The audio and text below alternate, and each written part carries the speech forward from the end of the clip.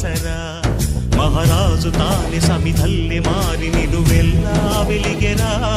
భోగాన్ని విడిచి త్యాగాన్ని వలచి తాపసిగా నిలిచెరా